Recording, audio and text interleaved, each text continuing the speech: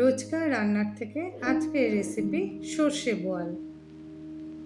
আজ রান্না করব সর্ষে বোয়াল।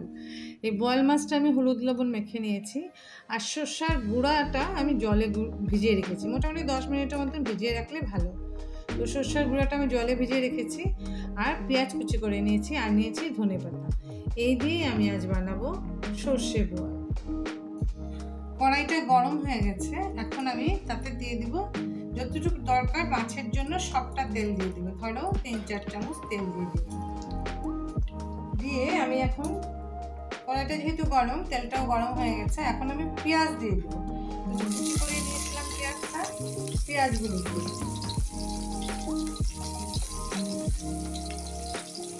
পেঁয়াজটা একটু নরম ভাজা হোক।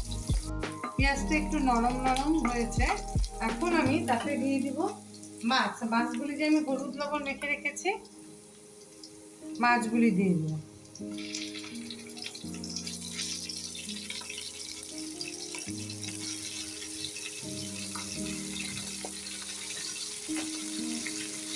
মাছটা দিয়ে এই পিঠে একটু হালকা ভাজা হোক, তারপর আমি দেখাবো। যে মাছগুলি আমি পেঁয়াজের সাথে একটু হালকা সাঁতলে নিলাম। দেখো কেরকম ফুটছে। এখন আমি তাতে দিয়ে দিব লঙ্কা যে যেমন ঝাল খায় সেই আন্দাজে লঙ্কা, আর একটু হলুদ, কারণ তেলে দিয়ে দিলে আর কাঁচা গন্ধ করবে না। দিয়ে এখন আমি সর্ষাটা যে গুলে রেখেছি, এই সর্ষাটা ছেঁকে দিয়ে দিব। জলটা গাছটা দিব।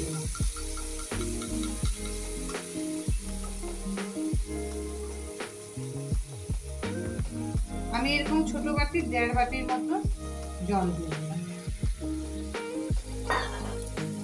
দিয়ে মাছটাকে একটু নেড়ে দিই। মশলা লঙ্কা হলুদটা ভালো করে সব চারিদিকে ছড়িয়ে যায়। এখন আমি এটাকে মিডিয়াম আছে মোটামুটি 5 মিনিটের মতো হতে দিই। এটা হতে থাক মিডিয়াম আছে। এই যে আমি 5 মিনিটের মতন মিডিয়াম আছে ঝোলটাকে ভালো করে ফুটিয়ে নিলাম, আর মাছগুলিও সিদ্ধ হয়ে গেল সুন্দরভাবে। তা এখন আমি তাতে দিয়ে দিব ধনেপাতা। এই যে ধনেপাতা তোমরা করে দেখো, খুব ভালো লাগে। কেন কি বলতো, পেঁয়াজের গন্ধটা যে ওইটা সর্ষের সাথে খুব ভালো লাগে। দিয়ে দিলাম ধনেপাতা, আর দিয়ে দিলাম একটু কাঁচা, ধরো 2 চামচের মতো কাঁচা সর্ষের তেল। তো এই আমাদের হয়ে গেল সর্ষে বোয়াল। এখন আমি স্বাদ মতন লবণটা দিয়ে ধরো ঢাকা দিয়ে রেখে দিব 2-3 মিনিটের মতন, তারপরে আমি নামিয়ে নেব। এই আমাদের হয়ে গেল। কারণ লবণটা পরে দিলাম এই জন্য, কারণ হলুদ লবণ মেখে তো আমি মাছগুলো ভালো করে সাঁতলে নিয়েছিলাম। তো এখন জাস্ট মরিচের জন্য, যাতে সর্ষার তরকারিতে না লবণটা একটু লাস্টেই দিই আমি।